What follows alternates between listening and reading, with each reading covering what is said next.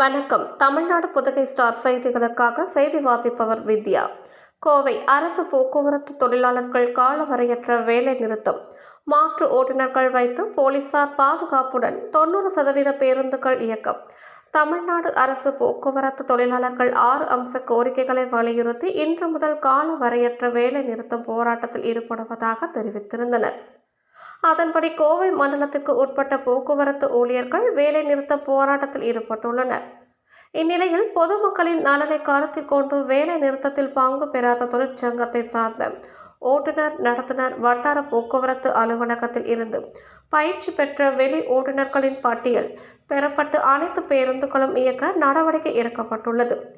அதேபோல ஓய்வு பெற்ற இராணுவ ஓட்டுநர்களை வைத்து இயக்கவும் நடவடிக்கைகள் எடுக்கப்பட்டுள்ளது. கோவை மாவட்டத்தை பொறுத்தவரை 23 பணிமனைகள் மூலம் மாற்று ஓட்டுநர்களை வைத்து சுமார் 1250 பேருந்துகள் இயக்கப்பட்டு வருகிறது. சுமார் 90% பேருந்துகள் காலை முதல் இயக்கப்பட்டு வருவதால் கோவை, உக்கடம், சிங்காநல்லூர், காந்திபுரம் உள்ளிட்ட பேருந்து நிலையங்களில் போலீசார் பாதுகாப்பு பணியில் ஈடுபட்டு வருகின்றனர்.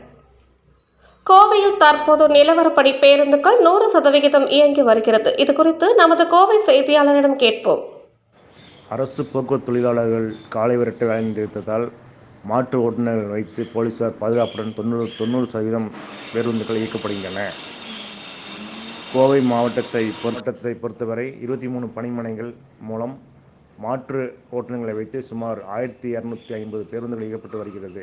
இதில் ஒண்டிப்புதூர் பணிமனை, சுங்கம் பணிமனை, சாய்பாபா காலனி பணிமனை ஆகியவற்றிலிருந்து சுமார் 90% பேருந்துகள் காலை முதலே இயக்கப்பட்டு வருவதால் கோவை, உக்கடம், சிங்கநல்லூர், காந்திபுரம் உள்ளிட்ட பேருந்து நிலையங்களில் போலீசார் பாதுகாப்பு பணியில் ஈடுபட்டு வருகின்றனர்.